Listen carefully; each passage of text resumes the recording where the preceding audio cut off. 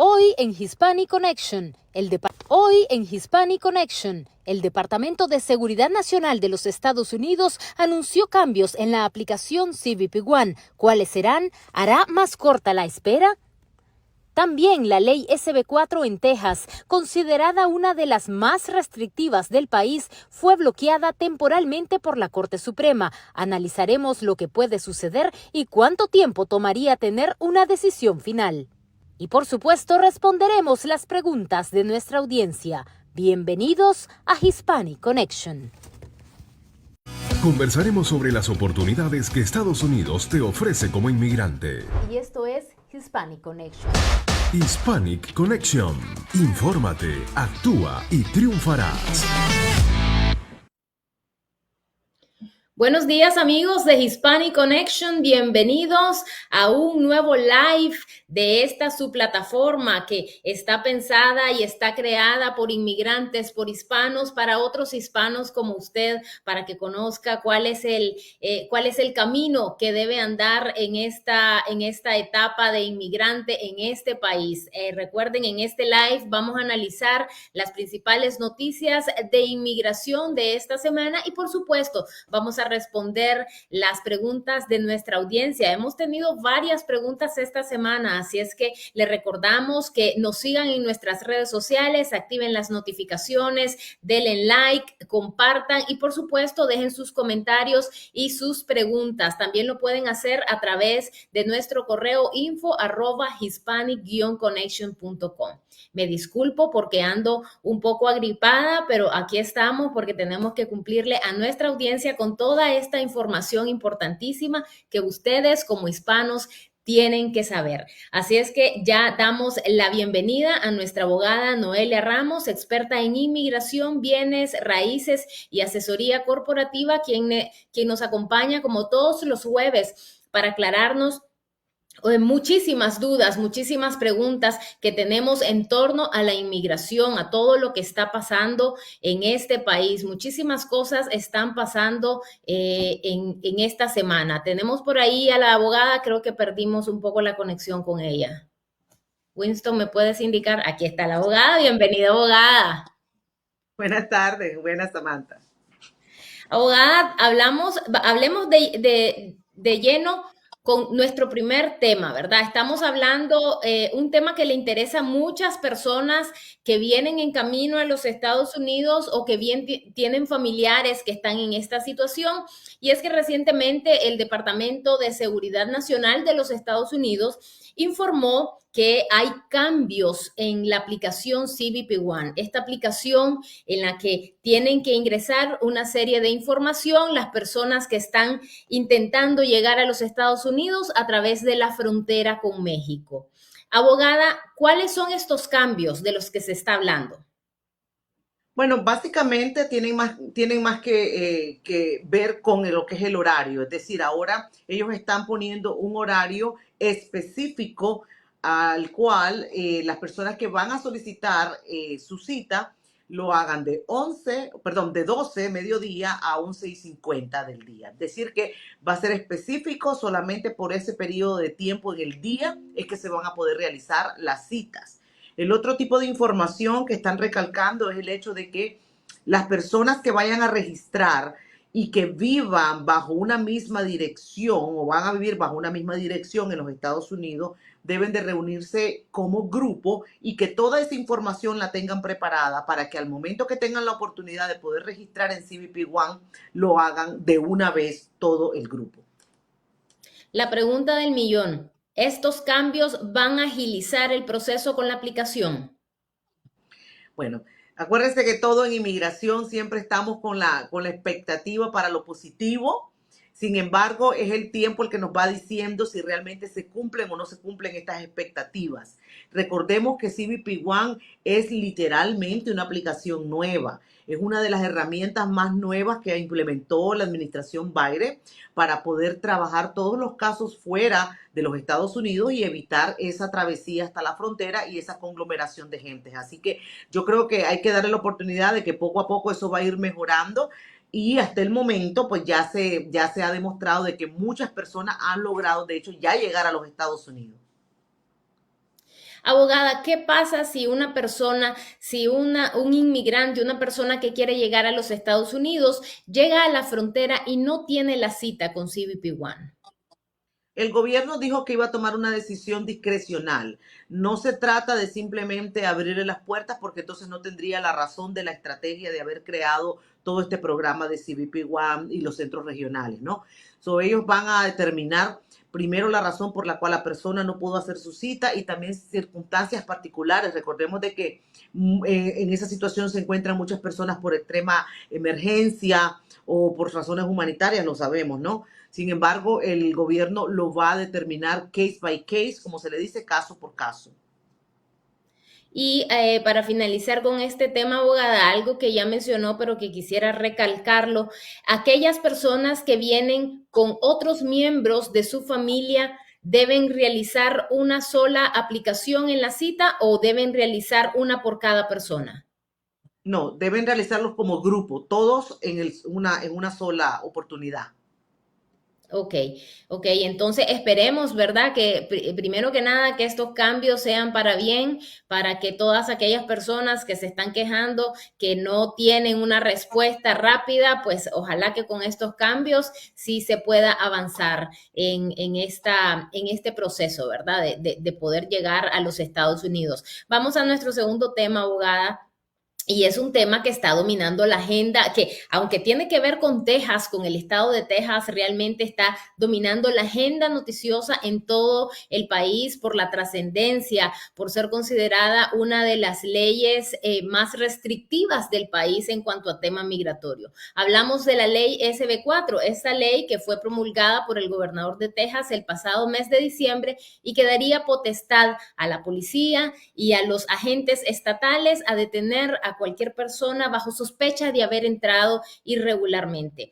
Se debía haber puesto en marcha, debía haber entrado en vigor el pasado 5 de marzo. Sin embargo, este lunes, luego de un ir y venir de decisiones jurídicas, finalmente la Corte Suprema decidió el pasado lunes que la bloqueaba temporalmente hasta el próximo 13 de marzo. Pues, por tanto, pues no entró en vigor el pasado 5 de marzo como estaba planeado, pero eso no significa que no pueda entrar en el futuro en vigencia si así lo decide la Corte Suprema. Y precisamente eso es lo que quiero preguntarle, abogada. ¿Qué es lo que sigue ahora en este proceso cuando la Corte Suprema ha bloqueado esta ley tan controversial? Bueno, recordemos que la Corte Suprema es la máxima autoridad judicial en los Estados Unidos. Segundo, la Corte Suprema es la que tiene la jurisdicción cuando hay conflictos entre estados o conflictos entre lo que es la ley federal y la ley estatal, que es el escenario el que estamos viendo en este momento, donde leyes estatales están entrando a querer enforzar leyes federales por medio de agentes estatales, que en este caso, como lo comentabas, la policía, por ejemplo, ¿no? Que son agentes estatales. Entonces, al entrar en este proceso judicial, la Corte Suprema debe de escuchar, si así lo estima, que hay un caso, como es, que si hay un caso porque estamos en conflicto de ley federal y ley estatal, y debe de escuchar los argumentos entre ambas partes, tanto los que están a favor como los que están en contra. Argumentos que deben de presentarse en tiempos y por consiguiente ese es el periodo de tiempo que ha dado la Corte Suprema para que se pronuncien esos otros argumentos. Ahora, recordemos como en todo proceso judicial, ambas partes tienen derecho a presentar esos argumentos, pero esos argumentos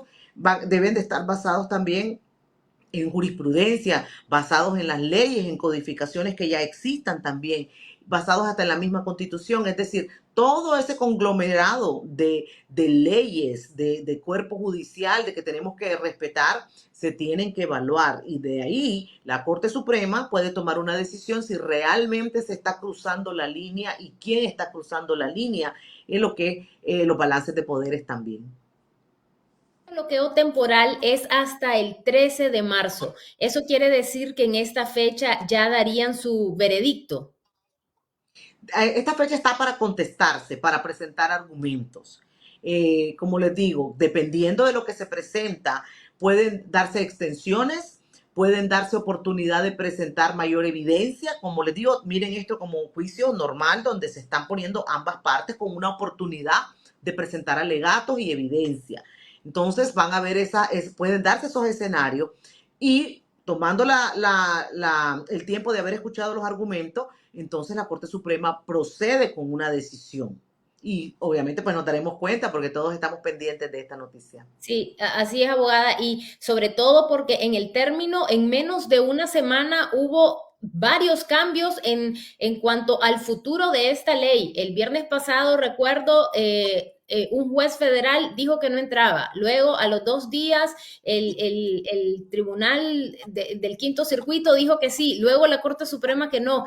Entonces, abogada, bajo estas circunstancias y con este panorama jurídico, una vez que la Corte Suprema falle, este fallo podría ser apelado porque pues, evidentemente una de las partes no va a estar de acuerdo con la decisión.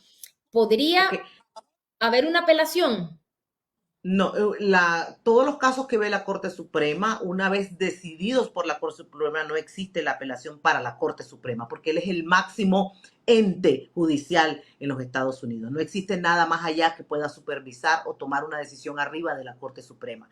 Eso por una parte. Lo que sí existe es un término legal que se llama remanding, que es que la Corte Superior puede reenviar o de regreso enviar el caso a las Cortes que están subordinadas, es decir, si va a ser la federal, obviamente, o vamos a entrar dependiendo de lo que se está discutiendo. ¿Qué puede pasar? Cuando un caso llega a la Corte Suprema de Justicia, por ejemplo, y faltó evaluaciones mayores con respecto a cosas que se necesitan tomar en cuenta para tomar una decisión, debe de regresar al tribunal inferior para que se dé la oportunidad de hacer ese tipo de indagaciones, de discovery también que le llamamos en los juicios, es decir, de que puede ser reenviado. Si también la Corte Suprema estima de que sí debe de aprobarse, es una aprobación. Perdimos la conexión con la abogada, esperamos que se conecte nuevamente. Estamos hablando del futuro de la ley SB4 en Texas, a propósito de que la Corte Suprema la bloqueó temporalmente hasta el 13 de marzo. Eso luego de varias decisiones que se tomaron en días recientes. Abogada, y para continuar con este tema, esta decisión de la Corte Suprema, ¿cuánto tiempo se podría llevar? ¿Es un tema de días, semanas, meses? Hemos visto de todo tipo de situaciones acá. Recordemos que a la Corte Suprema llegan varios casos y casos normalmente muy serios. Puedo fácilmente mencionarte, Samantha, dentro de las leyes federales que ve la Corte Suprema, recordemos que no solo está la ley de inmigración, está la ley de bancarrota, está la ley, por ejemplo, que tiene que ver con el Tesoro o el IRS, el Social Security. Es decir, hay muchos casos que son muy controversiales también, que requieren mucho, bueno, últimamente puedo mencionarte también lo del aborto, es decir, tan controversiales que conllevan a una complejidad que permite que otras entidades puedan opinar, o lo que le llamamos también como un amicus brief, se llama, cuando se le permite que la Corte Suprema, otras personas puedan opinar y se recibe su opinión antes de tomar la decisión. Todos esos factores influyen en el tiempo también. Es ahí la razón por la cual vemos a veces casos más extendidos que otros para la toma de decisiones. Abogada, ahora evidentemente lo que muchos comentan es que esto pues tiene que ver con la parte política, sobre todo ahora que estamos en un año electoral. Ahora quiero hacerle una pregunta en un caso hipotético. En esta demanda, que es el gobierno estatal de Texas, que es de línea conservadora, es decir, republicana, y esta demanda es en contra del gobierno federal, que obviamente, pues sabemos, es demócrata, es línea liberal.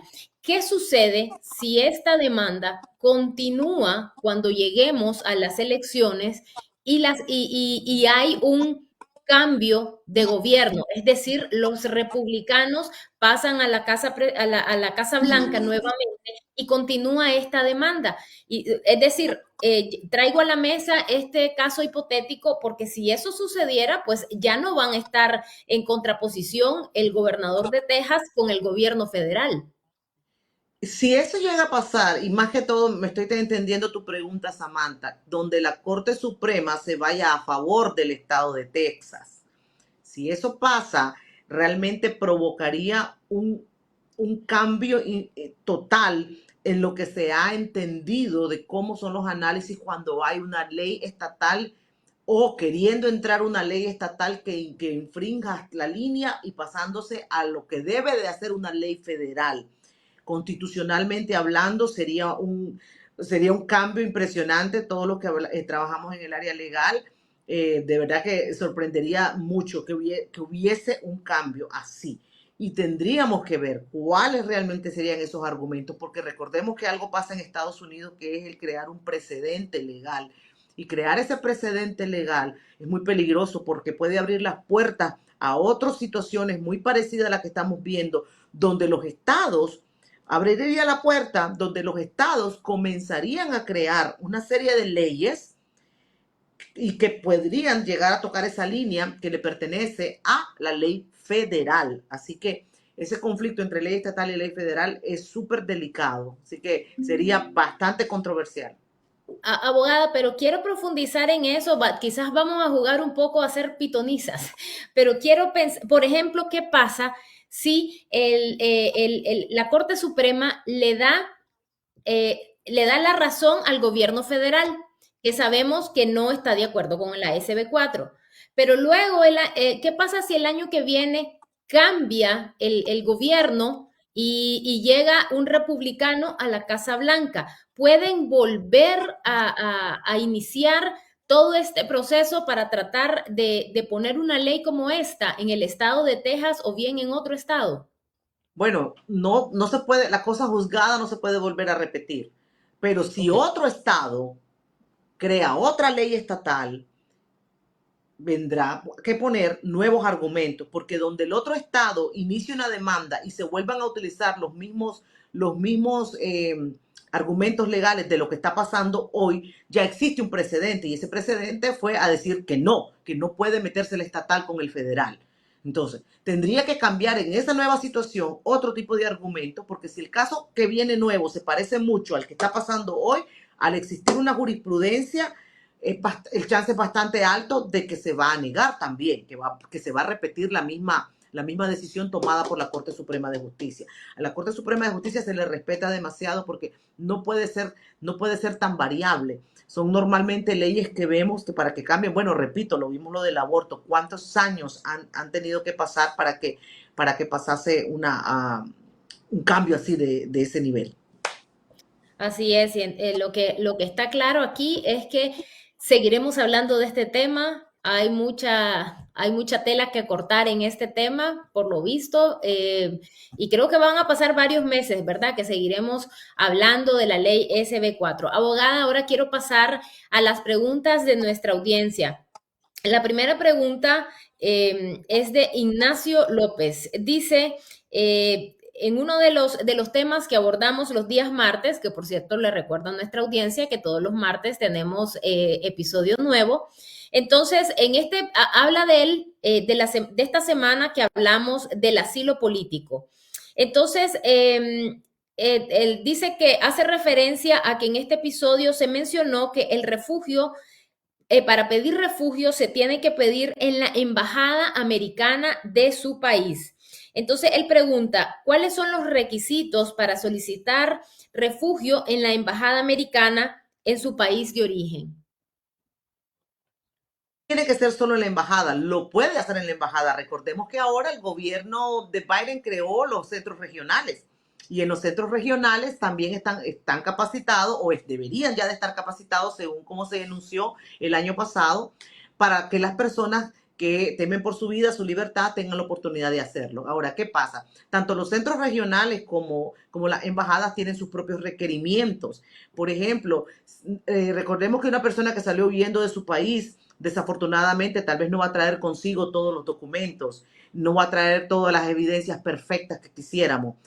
Ellos son bastante flexibles en ese sentido. Sin embargo, por ejemplo, si usted está en su país y tiene acceso a la embajada americana, podríamos hablar de no menos de identificaciones, por ejemplo, donde usted pueda tener la oportunidad de presentar un testimonio de lo que le está pasando. Ahora, recordemos que todo lo que tiene que ver con declaraciones, lo que hace fuerte también su declaración es la corroboración de evidencia, lo que usted realmente va a poder probar de todo lo que usted está declarando, sea que lo está declarando de forma escrita o sea que lo está declarando de forma oral ante un oficial de inmigración. Así que es bueno siempre abocarse también. Recordemos que ahora contamos con la tecnología de los websites de todas las empresas, de todo nivel gubernamental, donde nos pueden ofrecer por gratis toda la información de lo mínimo que por lo menos usted debería de tratar de recopilar. No todo el mundo tiene la opción de poder tener, como diría yo, el caso perfecto con toda la documentación que quisiéramos, pero hay que hacer la tarea, ¿ok? Y por cierto, ¿verdad? En esos casos, si es este su caso, mi recomendación sería la misma de todas las semanas. Busque a una persona que sepa del tema, a un abogado de inmigración que pueda dirigirle, que pueda orientarlo cuáles son los pasos a seguir. Aprovecho para recordarles que la abogada Noelia Ramos brinda la primera cita sin costo para la audiencia de Hispanic Connection. Así es que si usted está en este caso que quiere pedir refugio en su embajada americana, en la embajada americana de su país o en uno de los centros habilitados en Latinoamérica, o bien tiene algún otro caso de inmigración que necesite ser orientado, entonces escríbanos a nuestras redes sociales o bien al correo info@hispanic-connection.com y con gusto le vamos a enlazar con la oficina de la abogada Noelia Ramos para que hagan su cita. Recuerde, la primera cita no tiene costo. Vamos a la segunda pregunta, abogada. Es M. Cruz. Ella nos cuenta que llegó a los Estados Unidos a través del parol humanitario. Ahora quiere hacer una inversión de $500,000 para comprar una casa donde va a vivir su familia. Y pregunta si de esa manera puede iniciar un proceso de legalización de residencia en el país. Imagino que se refiere al tema de la visa de inversionista. Que para poder hablar de temas de visas de inversión hay mucha información que necesitamos recopilar. Dentro de esa información, por ejemplo, es saber la nacionalidad de la persona. Si hablamos del parol, podríamos pensar que estamos hablando entre Cuba, Nicaragua, Venezuela o Haití. Ninguno de esos 4 países tiene la opción de los tratados internacionales para visa de inversión internacional, así que no pudiéramos hablar de esa opción. Existen otro tipo de visas, se le llama visas, pero para que entiendan, te llevan a una residencia, pero requieren otros montos mucho más altos que eso. Estamos hablando de 1 millón para arriba. Y por otra parte también, el comprar una casa para vivirla uno mismo no es considerado una inversión para lo que está destinado el otro tipo de planes de negocios, donde usted va a dar, por ejemplo, trabajo a personas, como montar una empresa, pero comprar una casa familiar para vivir uno, aunque claro, es una inversión para usted como persona individual, pero no es considerada necesariamente una inversión para efectos de lo que sería poder ejecutar un plan de negocio. Es mucho más complejo, Samantha, y recomendaríamos a la persona tener que mejor abocarse a una consulta para que pueda ver sus opciones. Me lleva a otra pregunta, abogada, porque muchas personas cuando llegamos a este país o cuando estamos intentando llegar, escuchamos hablar de esta visa de inversionista, que es una visa millonaria, creo que anda por el $1,000,000, pero a propósito de lo que usted estaba mencionando, hay otras visas de inversión que son montos mucho más bajos, pero no aplican para todas las nacionalidades, ¿es correcto?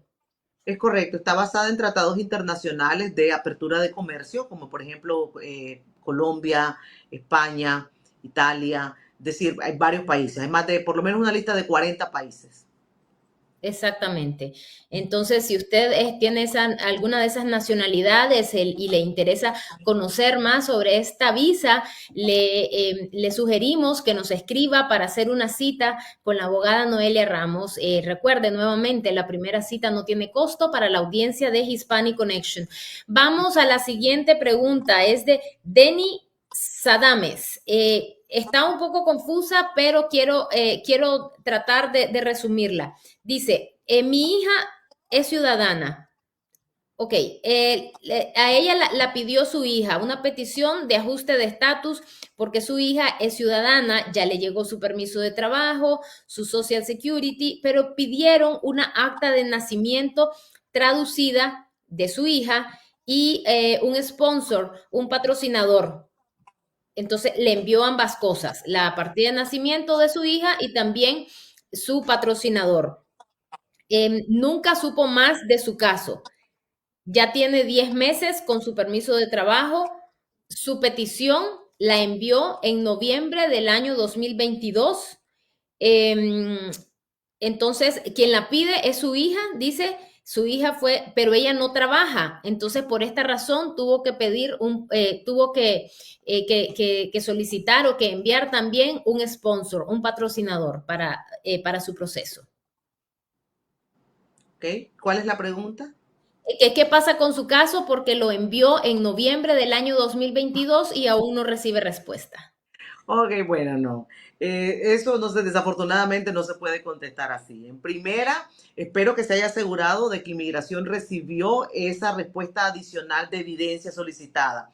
Es decir, de que usted se aseguró de mandarlo por correo certificado. Segundo, espero que usted haya creado su cuenta de USIS, donde usted puede accesar y monitorear su caso de una mejor manera. Tercero, si usted tiene acceso al website de inmigración, usted puede poner su número de caso y también ver si hay algún estatus o algo que haya cambiado. Cuarto, en el mismo website también usted va a encontrar los processing time, tiempos de procesamiento. Si al usted poner su caso y poner la fecha de cuando introdujo su caso, el sistema dice que usted puede o le permite el sistema que usted puede mandar a indagar el por qué, el mismo sistema se lo permite hacer ahí, que es lo que le llamamos en inglés un inquirer. Si usted definitivamente no entiende nada de eso, tiene que abocarse a un profesional que lo pueda ayudar para que entonces usted por lo menos pueda solicitar una indagación formal al gobierno de decir qué está pasando con mi caso. Pero así con la información nada más que tenemos, Samantha, no podemos simplemente decir de que hay algo malo pasando o hay algo bueno. Recordemos que el gobierno está retrasado. Eso si solamente es porque el gobierno está retrasado, ese puede ser una razón. Pero si hay algo más, entonces hay que hacer todos estos pasos que les comenté. Siempre escuchamos que los ajustes de estatus o las peticiones de visas familiares cuando es de un hijo a un padre o a una madre es de los procesos más fáciles y más rápido. ¿Es así, abogada? Por lo menos en los últimos 2 años, sí. Fueron de las categorías que incrementaron en cuestión de procesamientos de tiempo. ¿Cuánto tiempo? Bueno, la más rápida en mi oficina, por ejemplo, salió en 45 días. Wow, wow. Y también está la otra opción de hacer la vía consular, es decir, que el padre o la madre sigan en su país mientras sigue el proceso, ¿correcto? Así es. Tomó más tiempo, pero igual es otra opción también para las personas que no tienen cómo venir acá o simplemente por otros intereses prefieren estar allá y se hace vía consular. Ok. Pasemos a nuestra última pregunta. Esta persona nos dice que se pasó del tiempo, se pasó en el tiempo de su permiso en Estados Unidos por la pandemia. Su pregunta básicamente es que si puede solicitar parol humanitario, aunque haya estado ese tiempo en los Estados Unidos sin autorización por la pandemia. Va a ser muy discrecional del gobierno otorgarle ese parol. Además de que el proceso de parol, de hecho, la decisión de darle un parol es discrecional. Encima de eso, ese historial que esa persona haya tenido en Estados Unidos, si tiene la oportunidad o si el gobierno le da la oportunidad de explicar por qué fue que pasó y se pasó de ese tiempo, podría ser tomado en cuenta y aprobado.